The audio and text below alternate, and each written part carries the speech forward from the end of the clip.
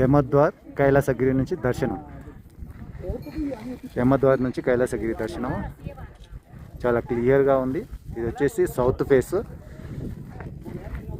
మొట్టమొదటి ఫేస్ నుంచి స్టార్ట్ అవుతుంది ప్రదక్షిణ అనేది.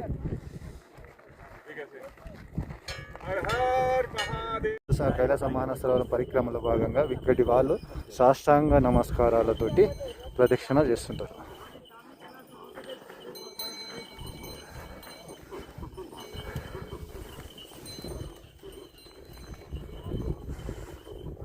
వాళ్ళు ఎక్కడైతే పండుకుంటారో మళ్ళీ అక్కడి నుంచి పండుకొని సాష్టాంగ నమస్కారాలతోటి వాళ్ళ ప్రదక్షిణ మొదలు పెడతారు.